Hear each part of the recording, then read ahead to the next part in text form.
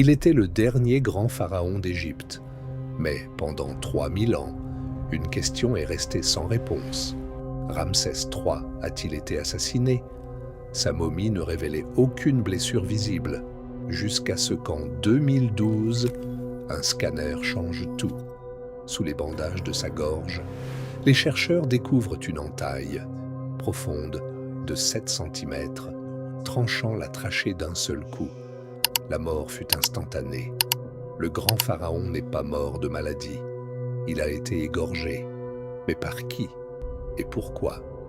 La réponse est glaçante. Et toi, tu penses à qui?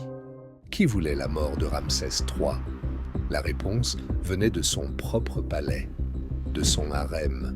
Une de ses épouses, la reine Tillé, avait un plan. Son fils n'était pas l'héritier choisi. Alors elle décida de changer le destin par le meurtre. Elle rassembla des complices, des serviteurs, des officiers, même un magicien. Leur but? Tuer le pharaon et placer son fils sur le trône. Une trahison née dans l'ombre du harem. Et toi, une femme peut-elle renverser un roi? On croyait que Ramsès III avait été tué par un seul assassin. Mais le scanner a révélé autre chose. En plus de l'entaille à la gorge, son gros orteil avait été tranché par une arme différente, un couteau pour la gorge, une hache pour le pied. 2 blessures, 2 armes, 2 assassins. L'un attaquait de face, l'autre par derrière, au même instant. Ce n'était pas un simple meurtre, c'était une exécution organisée. Et toi, combien était-il vraiment? Près de Ramsès III, les archéologues ont trouvé une momie terrifiante. Un homme au visage figé, dans un hurlement éternel. Ses mains et ses pieds étaient liés. On ne lui a pas retiré les organes. On l'a enveloppé dans une peau de chèvre, impure.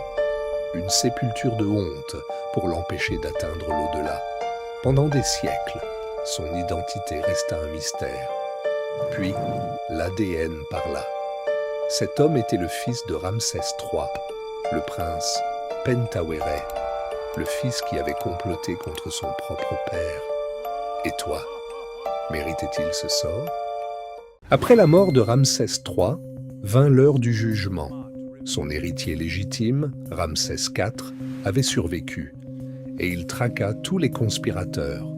Un document a survécu 3000 ans, le papyrus judiciaire de Turin. Il révèle les noms des traîtres, des épouses, des officiers, des serviteurs. Un par un, ils furent jugés, les uns exécutés, les autres forcés au suicide. Même le prince Pentaweret n'échappa pas à son sort. La justice du pharaon fut terrible.